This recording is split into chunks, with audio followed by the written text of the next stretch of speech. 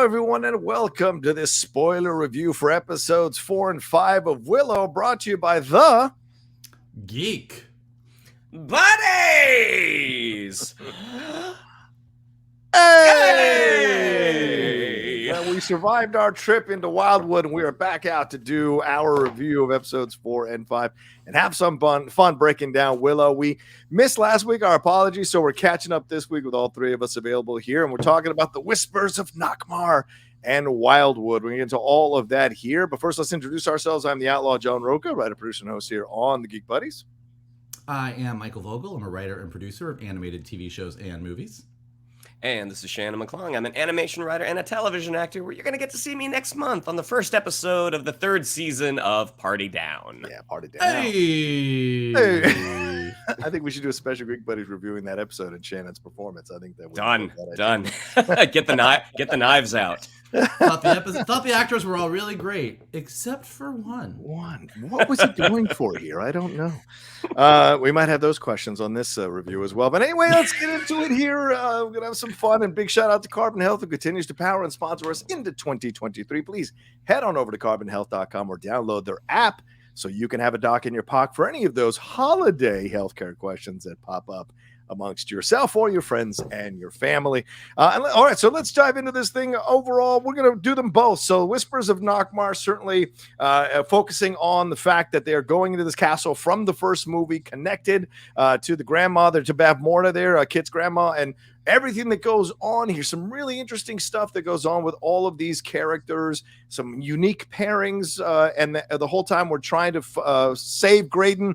Graydon becomes the focus of this episode as we find out that there's a little more to Graydon than we thought, and that little whispering between him and his father from the first episode is bearing a little bit of fruit. He's been the great mystery, in my opinion, throughout this whole series. So we see him find out that he had an older brother that, of course, looked a lot like Tony Revolori, and he killed him when he was possessed the first time. So he's possessed again here. So clearly this guy is I don't know, he's just got an easily possessible soul, apparently. And we see more here with Elora. We see more with Kit and Jade. Jade seeing images of her father there as well. Spoiler alert. We don't find that out till the next episode, buddy. Just slow it down. Oh, well, I apologize. Images of a big dude in a skull and a sword. But we end up on the top of the Castle of Nockmaar, where everything comes to fruition as Willow is subdued by some weird thing that's coming out of the castle walls there.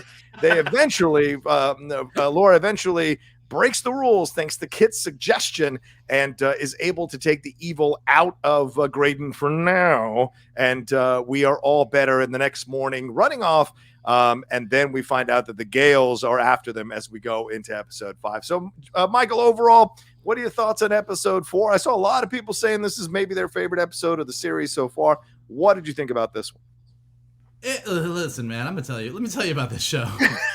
I will read to you. I sent this text to a friend of mine, and then I sent it to Rocha and Shannon as we were discussing. Here's what I think about Willow. Yeah. I said, Willow walks this incredibly fine line between great ideas and poor execution that makes it teeter on not being good, but gives me just enough to keep me engaged and wanting to know what's going to happen next.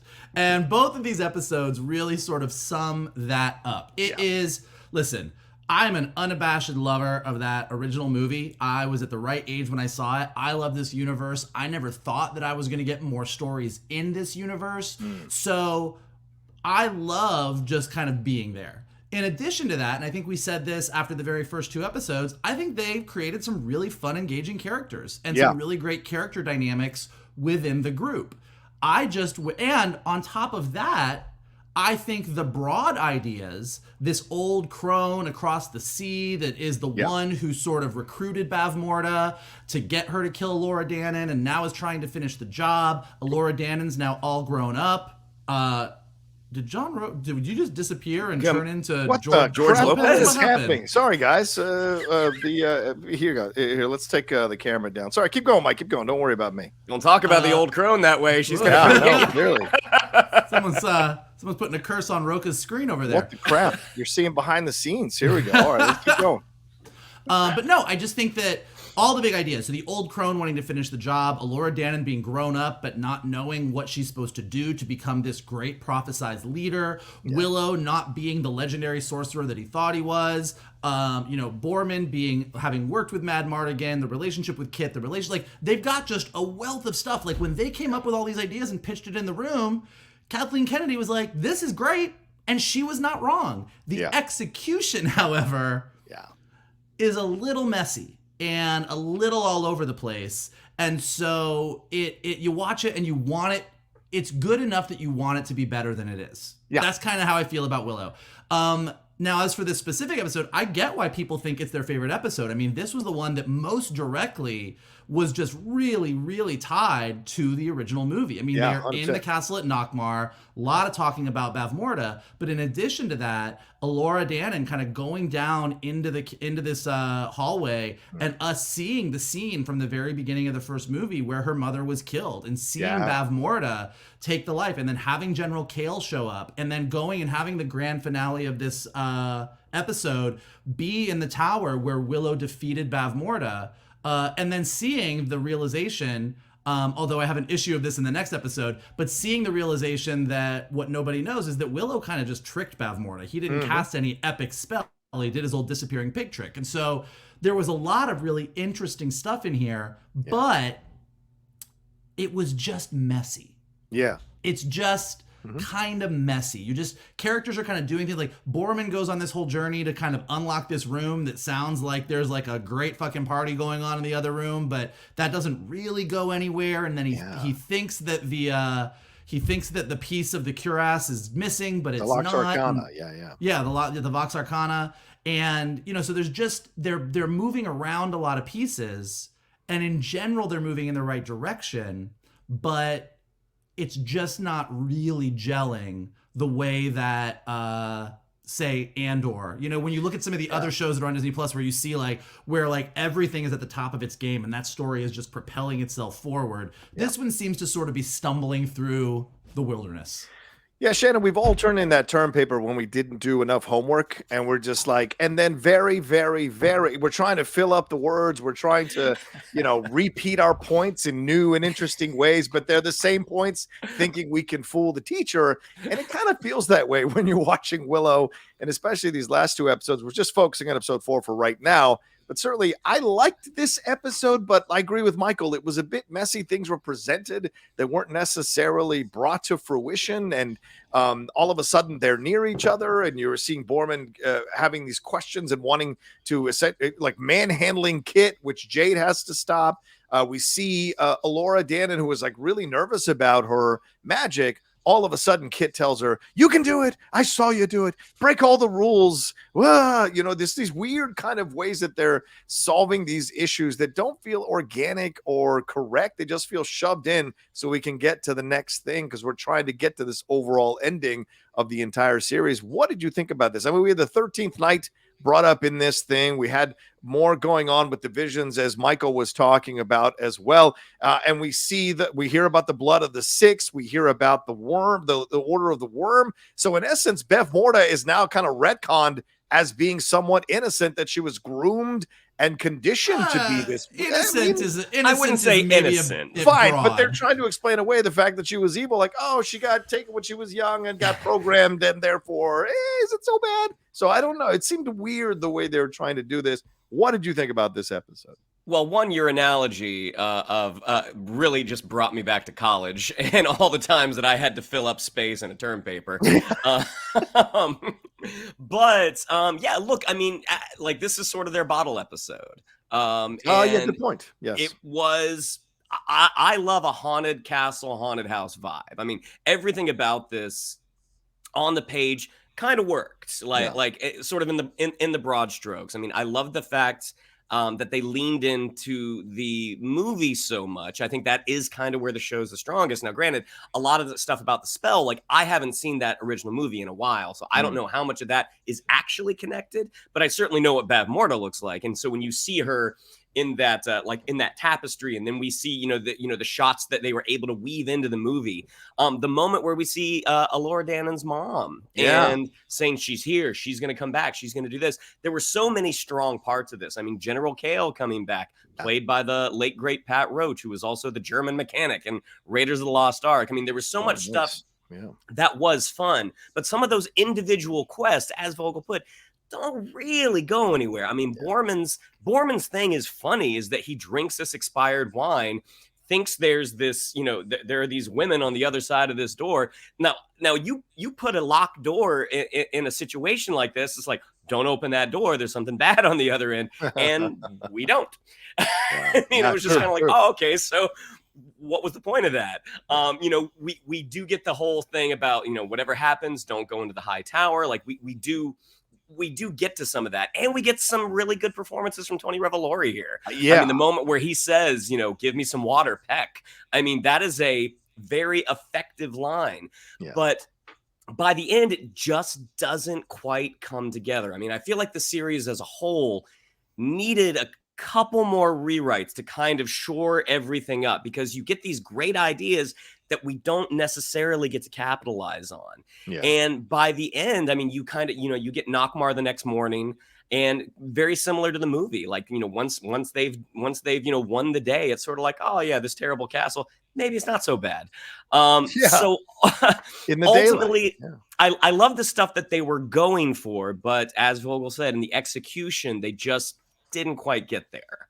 And also, we're seeing that there is a gulf or a divide, I would argue, and I'm trying to walk into this minefield carefully here, but we're seeing that there's a divide between the ones who can really bring multiple levels to their performances and the ones who kind of can't, and the material, they kind of go down to the material. And that's the separation, I think, between a really damn good actor and a good actor, is the one who can make material that isn't 100% there, or kind of messy, as you said, Vogel, really bring out the life. And Revolori, I think, is doing a fantastic job here. He's really come to the forefront. And Erin Kellyman as well. Like, those are the two that I'm watching more than anybody else. And Boorman, of course. I mean, that just goes without saying, he's an older actor. But for the younger actors, you're seeing that there's a gulf and divide. When the material isn't there, you're seeing the holes in their abilities for the ones that can't quite get there, and the ones that can you're just kind of even more on their side because of what they can bring out in the material that isn't 100% there. Yeah, and I would also say some of this, I won't place it all on the actor. I do agree there are stronger performers in this ensemble. But I think where the writing balancing the show for me, the writing doesn't always help the actors who are not as strong. I mean, I think the comedy with Boorman is 75% great. I think they push it too far too many times, because we get some tonal issues. I mean, Elora Dannon, she goes back and forth between being this, really frightened young girl to where she's kind of cracking jokes. And it's like, you gotta pick a lane, in certain moments. You can't go back and forth. I mean, there is room for that levity, but not the way they're doing it. It's like, as you guys are saying it, you kind of go through and you're like, there's two columns, and you're like trying to check both boxes, and you're like, great actor, great material. And Boorman is a great actor who sometimes has great material, but like for this episode specifically, as Shannon said, his entire plot line is there's this giant creepy locked door with something behind it that's probably really bad. This is going to go somewhere interesting, and it goes absolutely nowhere. But he's a great performer. Anytime he's on screen, you are, all right, Boorman's there. You can see with both Kellyman and Revolori, like, why they're getting cast and everything. Like, they are just great performers. So even though I think in this episode, Revolori got a lot to play with. We did find out more about his past. He got to play a possessed person. He was making the most. It was like a double check. Great performer. In this episode, had great material. Great. Jade kind of goes back and forth between, she sort of is plateaued. I mean, a lot happens in the next episode with her, but she sort of plateaus into, I want to be a knight. I care about you, Kit. I don't really know what to do. And beyond that, this episode, you're sort of like, okay, great performer, mediocre material. And then, like Kit, she's got a lot to play. I mean, in this episode, she got to play a little bit of the, I'm part of Bavmorda's bloodline. Am I really evil? Whatever. But I don't know that she's quite getting there all the time. And then Elora Dannon, she's got not the strongest actress, but she has something, at least to me, that's really interesting, is this idea of someone who is told their entire life that they're going to absolutely change the world and do all of it. Basically, she's like, hey, you're Jesus. And you're like, like you're fantasy Jesus. And she's like, I bake muffins. Like, I have literally no idea what to do. And then she has this teacher in Willow who she's finding out is not everything he's cracked up to be. That is a great story to tell. Not telling it the best way. That's for sure. What do we think about Arrik coming through Graydon and then seeing the Arrik walking amongst the ruins at the end of the show, of this episode? So what do you guys think about how they're kind of dropping the mystery of Arrik and touching base with that as we see couplings starting to happen? Certainly Graydon is getting closer to Elora. We're getting that vibe there, and certainly Kit and Jade will pursue this in the next episode. So where's Eric's place in all of this? And they keep alluding to the fact that the blood of Bev Morta is still coursing through Kit and Eric's veins. Are we setting up this whole quest to save Arrik? And turns out that Arrik is actually going to be groomed himself into being the villain of the piece down the road. What do you guys think about this? I mean, I certainly think that Arrik has the potential to be the vessel for the withered crone. Like I certainly think that's a possibility. In terms of like Arrik talking during that possession scene, like that wasn't Arrik. I mean, that was right. Fair point. But yeah, the way they tricking that was Elora. Yeah. That was the 300-year-old demon that was ravaging Graydon, which a great moment in between Graydon and Boorman. Like, dude, please don't say ravage. Like that was they had some very. It's so weird, like finding that balance, finding those right moments of levity in a serious situation. Like that one, they got there. With others, they don't. Right now, I mean, Arrik is essentially our MacGuffin. Like he's what we're going after. I mean, and then getting the glimpse of that immemorial city. It's kind of like, oh, okay, so this is some ancient city. He's basically they're left unattended, which kind of says like, okay, yeah, they're not worried about him leaving because he eventually is going to be the vessel for this evil. Right. What do you think about it? Yeah, I mean, I think like, again, we'll see how the execution goes. But like him waking up in this epic ruined city is a great end to an episode. Like you're just like, okay, like what the, like you expect him to be locked in a tower and he's not. And it's just like, this place is in ruins and what's going on. You're like, that's really cool stuff. The fact that as we're looking at the makeup of all these characters, you've got the Kit and Jade relationship, but you've got this Graydon Elora thing happening that leads into the next episode. But Elora's like, I'm in love with Arrik, but as Kit keeps saying, like, he's kind of not the truest of loves. Maybe he really loves you, but so you're creating this really interesting triangle, and you're establishing Graydon as someone who apparently catches COVID a lot, if COVID is demon possession. Like just like, all right, I was possessed when I was a kid, I just got possessed now. So we're like, is Graydon the bad guy? But as you said, with Arrik and with Kit, well, you have Bavmorta's blood, so you're kind of playing this. So you have this person who is, fantasy Jesus, and the two guys that are in her love triangle, both are sort of equally likely to be pure evil, maybe. So again, you see the difference in, because this happens a lot, of sitting in those early meetings at Lucasfilm where everyone is just like laying out the story of these episodes, and you're like, all right, so like, guys, Elora Danon's grown up, but she's not confident, and Willow is not sure how to do this because he's not as great a sorcerer as everybody believes him to be, and then you got this prince from, you got Graydon, and you lay it all out, and you're like, this is very engaging and interesting stuff. And then you watch it and you're like, huh. All right. I mean, it looked good when you pitched it. I was down. And look, when you look at the characters, surely if you're a person that's around the age of these actors or these characters, you can connect to this, right? You can see that, when you're still figuring out your emotions, you can make jokes and then be super serious the next moment. That's what frustrates parents when they're raising teenagers. You totally get it. They can't pick a lane, Shannon, as you said. They're kind of all over the place because they're figuring themselves out. So you can understand why you want to play these characters in a certain way. Certainly Kit seems to be the spoil sport in all of this. She's the one that was like, well, let's just kill Graydon. Fuck it. Let's be done with it. And there was like, what the hell are you talking about? So you see that she thinks she's making these these strong decisions because she wants to kind of prove herself. Also because of the stuff that Jade said that she let her win when they were fighting. So you see that she wants to have this kind of moment to prove herself. And certainly people can connect to that. With Graydon, this idea of being a sick kid, being a young, I mean, there are people, obviously young people who go through that, who go through being sick as a young age, and then what they come out of, they want to fight out of it, but they're always afraid to get sick again because what it can do to them. Certainly that's an element here. And we have the letdown of the people who are older. Willow, slowly alluding to the fact that he's not as strong as he thinks he is, being let down by the older generation, by our parents, by the people who are supposed to be our guides. Certainly that's there. The problem, and I think, Mike, you nailed it, and Shannon, you've alluded to it as well, it's not quite fully connecting, but the bones look great. It's just when you put it together, the puzzle isn't quite fitting as well as you would like it to, I'm going to say something. Oh, boy. Here we go. And I know that half the people listening to this are going to get mad at me, but I do kind of mean this as a compliment. Watching the Willow TV series, it reminds me of the way I felt when I watched the Star Wars prequels. Oh, here we go. And I know, that half of our audience grew up on the prequels and is younger than us and is like, how fucking dare you? The prequels are the best movies in the Star. But when I go back and watch the prequels now. No. But look, I have grown to appreciate the prequels because I think it's exactly what you just said.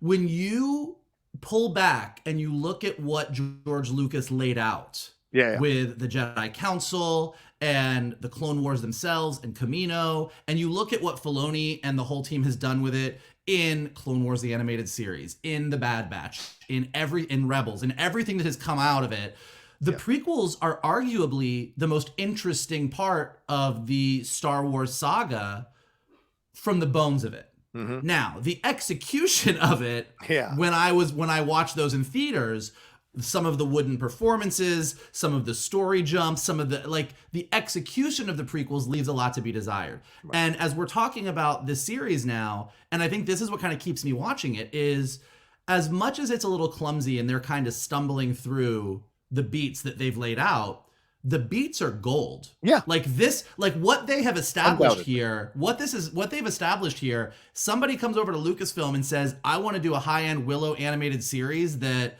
leads off from the TV series and takes all these characters and runs with it. And you find the Willow version of a Dave Filoni who loves this world so much and is going to run with it. Yeah. This could open up Willow to become a huge piece of Lucasfilm because the bones are there. Yeah.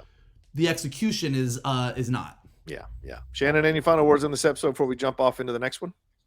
I mean, there's a lot of good stuff in this. And I would say the majority of this episode I did really enjoy. And I do like the fact that we're finding out more about the Graydon character. By the end, though, there is kind of that big leap where Graydon's taking off his binds and Elora's like, oh, what happened? He's like, oh, well, Willow's the leash now. We have to go to the high tower. And he lets it be Elora's suggestion, which from a writing standpoint, like, oh yeah, that's smart. Then Willow shows up. It's like, so what happened? Yeah, he just got taken over by some, toddler stone creature, and he couldn't do anything. So it was just it was convenient rather than organic, right? Yeah. There are those leaps in logic that it's kind of like, okay, we're just not going to talk about it. All right. We're just going to move on. The sun's out. Sun's out, guns out. All right. Anyway, let's take a quick break, and we're going to jump into episode 5 here and talk about Wildwood right after this. You've been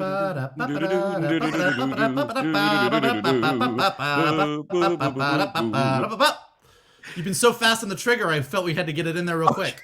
I didn't know you both were going to do it. I like that. All right. Let's move on to Wildwood here, episode 5. This one is actually, I've seen it get dinged a little bit, but I actually found myself enjoying this one a little bit, in spite of how I might have felt a little bit about how its messiness was bothering me by the end. But overall, they go into this, the Gales, who were supposedly the scary ending of episode 4, we just pick up with the Gales chasing them. Willow uses his magic to eviscerate one of them, a la Thanos with the snap, and then they all run into the Wildwood, and it almost has shades of the Princess Bride there, where you're going into that forest and the rodents of unusual size and all of that. So we hear that if you go into this forest, it's a fire swamp. It's a fire swamp. Fire swamp. That's it. Yeah. But we go into this forest of Wildwood that you're not going to want to leave. That it's gonna tempt you and trick you and all this kind of stuff. And what we find out when they're all in there is that they're being taken over by the Bone Reavers. The Bone Reavers kind of capture them, take them into their camp. We meet Scorpia, and we find out that Scorpia has a relationship with Boorman. Boorman when he went on this quest, they were all surprised that he survived going on this quest. And we find out that Scorpia and Jade are sisters, and they're from their dad was General Kale, who we saw the vision of in episode 4 at the castle there. So that leads to this whole celebration. I got a brother, as Kevin Costner said in Prince of Thieves there. So we see the connection between them, and so it's a celebration time. What a pull! Thank you. They take the truth plums, aka ecstasy, and all of a sudden they're telling their real feelings and truths to each other.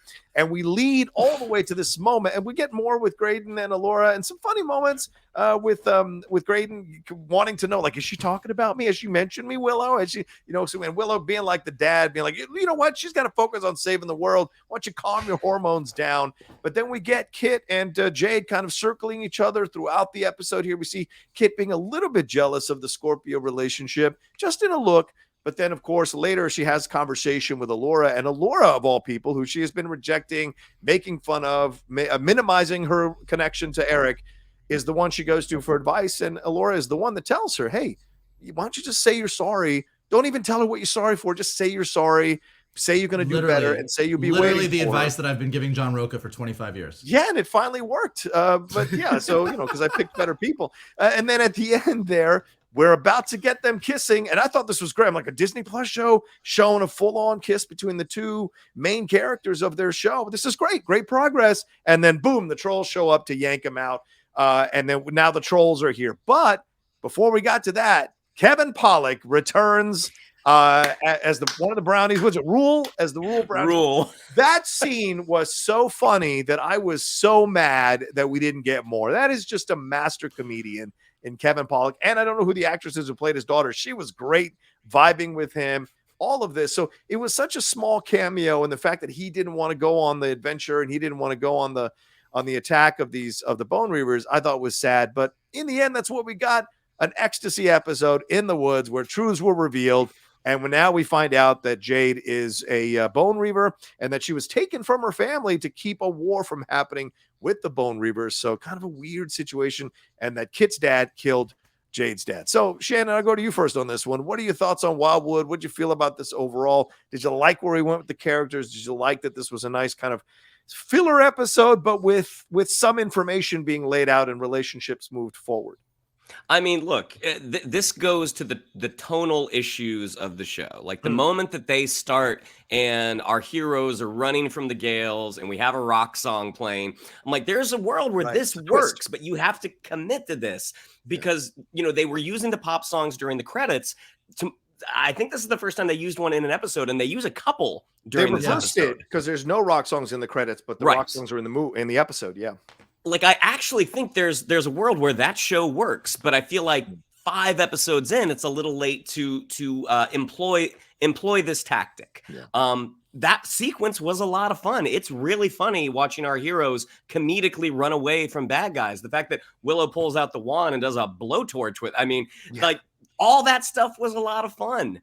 I did think it was interesting. Like, they've portrayed the Bone Reavers from episode 1, like, yeah, these are some really bad people. And then when we see them, it's like, hey, they do kind of look like General Kale. So I thought writing wise, that was a clever way to kind of be like, hey, this is why the Bone Reavers were working with Bavmorda. Like she promised them, they were the slaves of Galadorn. She promised them freedom. Like they are presenting some really interesting moral arguments that tie back to the first movie. Boorman has some really funny stuff in this episode. The moment where he's taking a bath under the waterfall, I'm like, I wonder how Vogel's watching this section right now. Vogel might have paused it a few times. The whole section was really funny. I love the fact he's like, I barely escaped, and like, I fought my way out as he comes out of this barrel. He's spitting oil or mud or whatever that is. Well, no, it was poop. It was poop. He climbed through a river of shit to come out clean on the other side. It was absolutely feces. So yeah, that's what I did not make that connection. I'm refusing to make that connection. Okay, right fair enough. now. I've read a few reviews this morning who said it was poop, so I'm just going to go with that.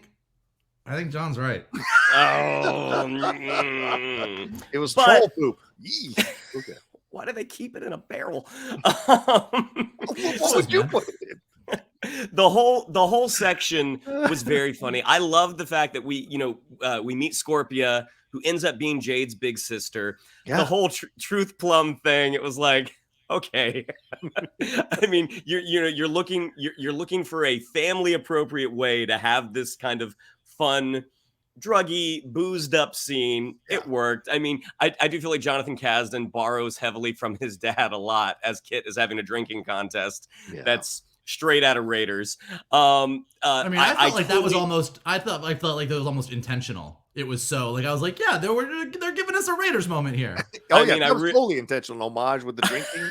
Yeah, I really hope so. Come on. Kevin Pollak, I thought was hilarious. I mean, I think Kevin Pollak is a brilliant performer. His daughter, the fact that she's wearing what looks like a graphic tee, I'm like, this goes back to the Hannah Waddingham is in like Lee dungarees in the woods. I'm like, there are some really interesting choices being made here that don't quite make sense to me. Again, there's a lot of fun stuff, but at this point, the show is what it is. Like, oh no, it's not going back. Yeah, absolutely. I mean, Toth is over there being is going to be hosting the new British baking show there. With his palate and his taste, we see that as well. Yeah, you can call me Laurie. This is a silly show. I imagine some folks that started it probably hopped off.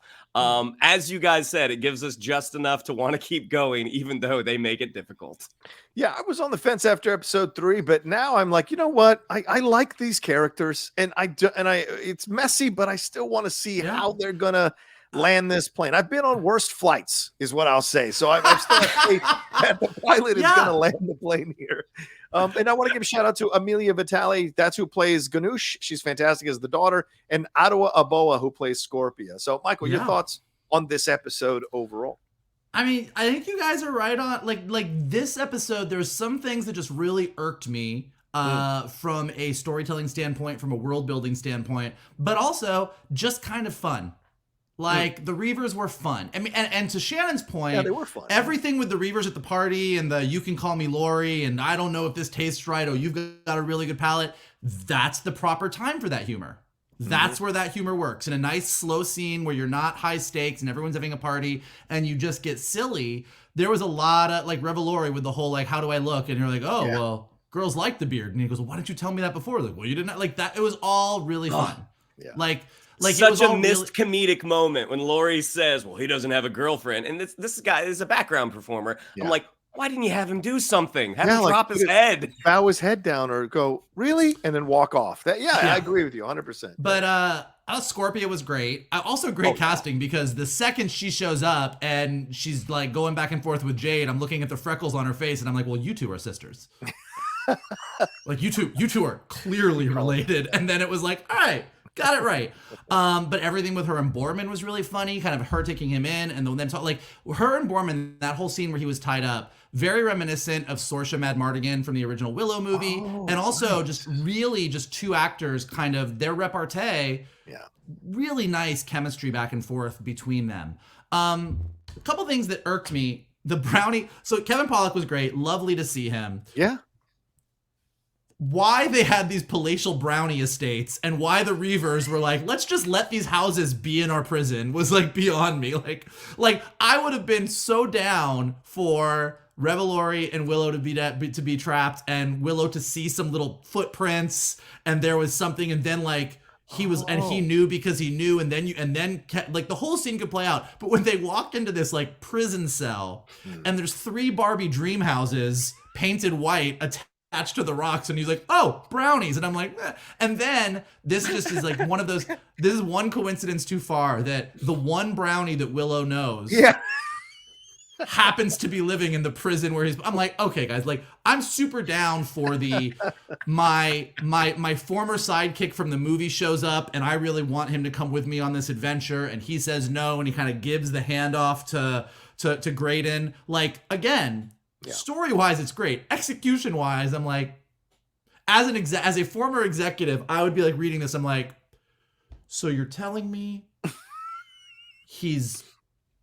just coincidentally living in this prison of all the places he could live? Yeah. Like, I think we need to maybe relook at that moment a little bit.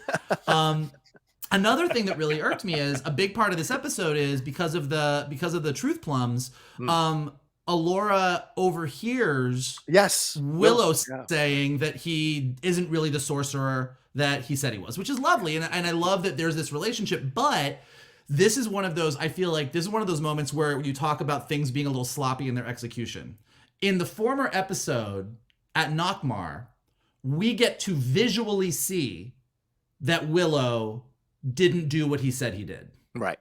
Like, we see the moment, and you have this big moment where it's sort of revealed that he didn't cast some amazing spell.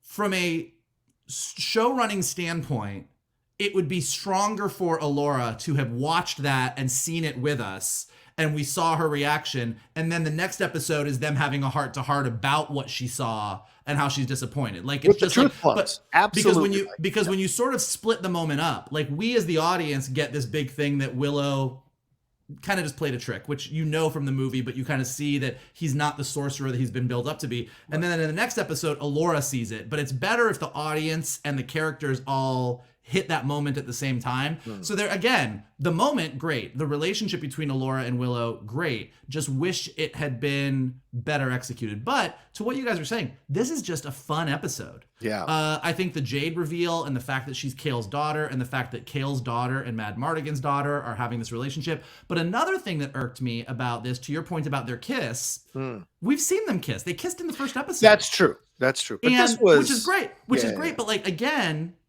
you have this whole moment with Kit and Elora in the cell together before Elora busts them out, where Elora has this lovely speech where Kit's like, Jade's my friend. Yeah. And Elora's like, she's more than that. We can all see. We pretend we don't see, but it's obvious. And because they came out so strong in the first episode showing the audience that Kit and Jade were basically a couple, that moment didn't play as strongly as it could have. If they had sort of dragged us along being like, Kit and Jade are best friends, but we sort of as the audience were like, they feel like they're more than friends, then Elora Danan saying that to her in that moment, leading her to go reveal her feelings, would have been stronger. So this gets into the nitty gritty of why, like, it feels a little sloppy, but like, these are the moments that when you're looking through, you're like, ooh, maybe save this moment for this part. Maybe have this character realize this when this happens visually. So that's what I mean, where all the ideas are really great. Truth plums are hilarious to me. Yes. The only time that a fantasy has done ecstasy better is the Felix Felicitas potion in Harry Potter 6. But I think fantasy ecstasy is the funniest thing. And anytime that anybody tries to do it, it cracks me up. And I loved every moment when they're like, just going to tell the truth. You can't stop. But when Elora looks around, she's like, hey, just tell her the truth. You can't help it on the plums. I was like, well, we've all been there. We've all been there. Well, I mean, the thing that also the show does that kind of frustrates me is they pitch you something, and as we saw in the fourth episode, that locked door, right, that doesn't have fruition. They pitch you this Wildwood being this place that will trick you and seduce you and make you want to stay. So, are the Bone Reavers real? Is anything we know here real? Because then the trolls show up and yank them out. So, what's the truth? It's because it seems like Wildwood was a pretty good place for them all to stop and hang out and get some truths. And yes, did they cheat a little bit by just throwing all the exposition here and resolving some stuff through truth plums? Yeah, it was convenient, and it would have worked, as Michael says. The beats are there. It would have worked if they had built up to it in a better way. But overall, the idea here is that we were pitched that this is a dangerous place to go in. And even Boorman was like, just stick close to me. I've got a plan and I'll get us out of here. And really, it seems like a cool place to be. If that's the truth, why wouldn't you want to stay in Wildwood? Why do you pick it as a place you don't want to be at? Yeah. It's a little bit to your point. are you going to give us the episode where we go into the magical forest and magical creatures do things to us and truths are revealed or whatever, which is fine, or is the forest not really that, but the Bone Reavers have sort of told the world that that's that, so that people stay out of their forest? You know, it's like, and if that's the case, yes, and if that's the case, that's cool. Except that Boorman clearly would have known that. Yeah, Boorman knows either way. Like, so it's like there's a little bit of those inconsistencies where you're like, well, wait a minute, why is Boorman worried? Like, Boorman knows the Reavers are there. He clearly has been there before, right? Yeah. Like, he's like, so what's so there's just lots of stuff like that where, again, it's like I feel like we're just dogging on these episodes, but I think the reason we're dogging on them is like I genuinely enjoy watching it. Like, I have a blast watching it as I'm watching it and being like, come on, guys. Yeah, I think we're balancing the criticism with the things that are working. I don't think we're dogging these episodes too hard. I think we are actually trying to bring out the stuff that we do enjoy. So I don't think we should be too hard on ourselves. I think we're being positive with the stuff we like. I think we're being positive about it. Shannon, what do you want to throw in this conversation as we've been going back and forth about this? I mean, look, there's a lot of fun sequences in this. I mean, across the board. I mean, the show has the had... action. Let's talk about that a little bit. Yeah. Yeah, I mean, it was all handled really well. I mean, as I said at the beginning, I mean, our heroes comedically running from a threat, always funny. Yeah. Does it line up with how the Gales were introduced earlier? Not so much. So there are just some inconsistencies with the way things were laid out. I mean, I imagine this would have been a fascinating writer's room or writer's Zoom to be on the wall of, to see how certain things played out, because at the end of the day, in general, the person who is the last voice in the room, it's your executive producer, it's your showrunner. Right. So even though there are some funny bits of dialogue throughout, I'd be curious to know, like, okay, what was studio mandated? What where, like, who ultimately is making some of these decisions? Because for me, it's when I'm in a room with Vogel's the boss. I mean, that he is creatively, he is the hello. I'm aware, sir. Creatively, the buck stops with him. So when you look at things that don't quite line up, because this is a big Disney project, like, okay, was this Jonathan Kasdan? Yeah. Was this Lucasfilm? Like, what is the source of the inconsistencies here? Yeah, I mean, that's the thing that's kind of hitting me hard is that I'm starting to kind of move away from this idea of Jonathan Kasdan. And there's, certainly my friends over at Resistance Broadcast System, they have just been pushing the Solo 2 campaign for quite some time, but I don't want Kasdan near it if they're going to do a Solo 2, because if this is what I'm seeing with him with a little more time, I'm just not 100% satisfied. I think his instincts are great. It's the execution, as Michael and Shannon have been pointing out, that we're having issues with. What do we feel about let me ask you this. I don't want to say the term that everyone has used in these situations, but Elora Danan is moving quickly in her abilities throughout every episode, and Willow is doing the minimal amount of training that you can do and get. If Mickey trained Rocky like this, he'd have never gotten out of the first round. So to me, I'm just like, I'm a little confused about how this is all happening. I don't want to use that term, but it does feel like they're having her advance really quickly episode to episode, and not a lot of time is passing in between these episodes. She's able to make the stew. She was able to break out of this prison with the explosion thing. She sucked the demon out of Graydon. So it just feels like, well, why is Willow around if he's really not going to train her? So I don't. What do you guys think? Well, look, am I off base is what I'm saying. I think you're a little bit off base, okay. but I think the reason you're off base is because it's not being handled as smoothly as it could be. Like, Willow's not a great teacher. I mean, like everything. Like, we want Willow to be the big teacher because Willow is the hero of the first movie, but from the moment that Sorsha tells Willow in that second episode, you're not a great sorcerer. And everything that we are learning about Willow is he was never that great a sorcerer. He has the ability to channel magic. He had some visions, but when he channeled that magic at the battle of the goat, whatever it was. Yeah. The slaughtered lamb. There it is, slaughtered lamb. Yeah. It almost wiped him out. And he doesn't really know what he's doing as a teacher. And I think that moment that you were talking about in the last episode at Nockmaar, where Kit kind of tells Elora to throw out the rules. Yeah. I mean, clearly what they are setting up is that Elora, if she just doesn't worry about it, if she just does what her instincts tell her, she's pure magic. She was the child of prophecy. She's got this. She's gonna be able to do it. But I think that they're kind of doing this whole, Willow thinks he has to do this and be Elora Danan's teacher, but ultimately he just needs to be there to protect her. Like, I don't know where they're going quite with it, but they're clearly setting up that Elora, when she just does what her instincts say she should do, she's successful. She walked right through the barrier in the first episode. When she didn't worry about what she was supposed to do with Graydon and just did what she wanted to do, she did something super powerful.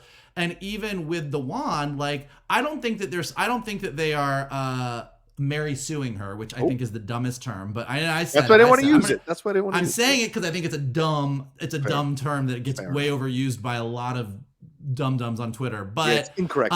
Yes, because she blew a hole in the cell to get she and Kit out, but then she threatened Lori and had no backup to that. Like, she doesn't really know what she's doing. Like, anytime they have her do something, they follow it up. She did the same thing at the Slaughtered Lamb, where she like threatened them and said, "I'm Elora Danan, I'm gonna do this thing," and then like couldn't do anything. So if she all of a sudden was coming out swinging and was just like shooting magic spells left and right, I'd be like, okay, well, I don't know where this is going. But they're clearly setting up the trust your gut, and Willow as a teacher is kind of making you do the opposite of that. You still need training though, Mike. You don't. Well, I mean, there's plenty of natural animators, but they still need to figure out how to work within a system or be trained how to kind of hone the edges and all. I mean, from your experiences, you guys, like, Shannon didn't just start writing magical great episodes. It took some time. Everybody has talent. No, he did. He's perfect. He's perfect. My apologies. I mean, like, no matter how great you are, you still need time. Great football players or any sport players, they have LeBron had natural talent, but he still needed to have good coaches to bring out the natural talent to figure out what to do. So just kind of feels like a little like break, I don't know, it just feels a little bit like I want to spend more time with this situation. Yeah. But I think you're absolutely right. It's the fact that they haven't set it up correctly that it feels like it's moving way faster than it should. And I don't think we're far away from her being like using all the spells. And if that starts to happen, what's the point of Willow then at that point? And this is the titular character. So what they've really set up, and I'm really curious to see where they land it, is kind of what's the point of Willow. Yeah. He's not this, like, it is a giant neon sign on the show saying Willow is not the great sorcerer that he every said episode he was. Undercuts his legacy more and more from the first movie. So I'm just like, why are we doing this? Yeah. Well, I think it's like what was, and again, I could be completely off on this, but what made Willow a hero in the first movie was not that he was a great sorcerer. Right. He did some really good magic. He transformed Finn Rizal. He did some things, but even at the end of the movie, his disappearing pig trick, he was just there for Elora. He was there for Elora when nobody else was. And now he's kind of stepping into this role of what he thinks he needs to be because the stories said he has this. And Elora Danan is trying to step into this role because this is what the stories say she needs to be. But the show seems interested in that big gulf between what the stories say you are versus what you really are. Right. And then resolving that. So I think that's the solution is going to be Willow does something amazing, not because he's a sorcerer, but because he's there for Elora. He's her friend. He's there. Like, I think that's ultimately where it's going to go. Okay. But yeah, like there's easy things. Oh, go ahead. What were you gonna say? I was gonna go to Shannon on this, but go ahead, finish up your point. Sorry. No, go ahead. All right, Shannon, what are your thoughts on all of this? Because I know we got a few more minutes and we got to wrap up. So, what are your thoughts on the Elora situation with Willow? And did Mike pretty much nail it in his overall analysis? Yeah. Okay. When she does magic, it's by instinct or it's by accident. And so everything that we're seeing, we are seeing a natural progression of her abilities because prior to this, she didn't know she had those abilities. So the more she's around it, the more that she is surrounded by it, the more they are going to manifest. Now, ideally, like we would have seen a more satisfying progression, but we're not going to see her at her full power until the finale. Because if you get to episode 6 of 8 and suddenly she's hurling fireballs, it's like, okay, well, where do we go from here? But what Vogel said, what he touched on that I thought was really, really interesting is the whole idea of what you are, what you actually are versus what you've been told you are. And it's not just with Willow and Elora. We're seeing that with everybody. We're seeing that with General Kale. We're seeing that with Galadorn, like this heroic army that we saw in the first movie or in the film. We find out like, ooh, they actually did some bad shit, and that's why this happened. So I do think like that's what we're gonna get to. Like we see that Willow, is he the greatest sorcerer? No, but can he do some stuff? Yes, but that doesn't necessarily mean that he's the child of prophecy like Elora Danan is. Fair enough. I also think really quickly, I know we're wrapping up, but like it would have been a really easy thing because I think the most magical thing that she's done, both from a story standpoint and from a visual standpoint, is getting rid of the curse on Graydon. Yes. Getting that demon out of him. And then I think that had they just followed up that episode with Elora Danan being like, the fuck did I just do? Yeah. Like, what just happened? And Willow being like, yes, that's what you need. And she's like, but I didn't do, like, if they had made a bigger deal out of her being like totally freaked out by what just happened, but everyone kind of took it as, well, she's Elora Danan, she did a magic thing. But if in the story, everyone had been like, so I thought you didn't know magic. And she's like, I don't know magic. And they're like, well, you just did some major magic. And like and then Willow had been more feeling shitty about it. Like he was like, you know, he's supposed to be this great teacher and she did something that he never told her to do, you know? And if anything, what he was telling her to do was not solving the problem. And then when she did the opposite, it worked. So had they like let those consequences and those characters, their natural reaction to that play out, I don't think it would have come across as much as it came across to you as she's way too powerful. Yeah, fair. You know what I mean? Yeah, absolutely. It's good points. Let's wrap up there. And real quick, 30 seconds or less. Trolls, what are we getting from them in the next episode? Shannon, I'll go to you first. We are getting practical makeup, which should be fun. Okay, Michael, thoughts on Trolls? 30 seconds or less? I mean, I loved the Trolls in the first Willow movie when they finally showed up in the whole battle in the ruins of Tir Asleen with the Trolls and Willow and the giant two-headed dragon. Like, when I was a kid, that was just the epic. Like, I was like, this is great. So it'll be fun to see the Trolls return. I am sure that the ideas behind the Trolls will be great and the execution will leave me wanting, but I am on this train and I am riding it all the way to the station. Yeah, and we're almost there. We're almost at the station. So the plane is, the masks haven't come down, so the plane is still somewhat okay and hopefully going to land. All right, well, there you go. Thank you all so much for watching this spoiler review episode of episodes 4 and 5 of Willow. We appreciate it madly. Shannon, what do we have to tell them? Yeah, if you'd like to follow us on social media, on Twitter, it's @geek_buddies, on Instagram at _geek_buddies. If you'd like to follow me on social media, on Twitter, it's @Shannon_McClung, on Instagram at Shannon the Geek Buddy. If you would like to follow Mr. Vogel, it is @MKToon. If you would like to follow Mr. Rocha, it is @The Rocha Says. Mikey? If you like trolls and truth plums, come and hang out with us. We're here to talk about all team next year. Trolls. That's it. That's my band name, Trolls and Truth Plums. Look, here's what you guys can do to help us keep talking about all the geeky stuff that we love. Definitely hit that like button below, subscribe to Johnny's Outlaw Nation page, leave your comments below, let us know what you're thinking of this episode. Do you disagree with us? Are you loving it? Are you hating it? Are you somewhere in between? Let us know what you think about Willow. If you are listening to us on a podcast, leave us some stars, leave us some comments, helps us go up in the rankings. And as always, the best thing that you guys can do is retweet this video, post it on your socials, send it to your friends, and tell them to hang out with your buddies, the Geek Buddies. That's right. And listen, we've done a lot. This is our last show for the week here. We've got a Avatar Way of Water spoiler review out now. We've got our regular show that's out now. So over Christmas, as you're hanging out, relaxing, catch up on our stuff, listen to our shows. We will not do any shows next week. So we want to wish you a happy holidays and also a great new year. And we'll be back in 2023 with our main show and to wrap up this conversation on Willow as we get episodes 7 and 8 as well. So look for that. So we send our best to all of you. Take care of yourselves. Be well. And of course, big shout out to Carbon Health, carbonhealth.com. Go and visit them today for any of your healthcare questions, concerns, or needs, or download the app to have a doc in your pocket. All right. Have a great time. And we'll talk to you next time with another brand new episode, a review episode or regular episode here from the Geek Buddies.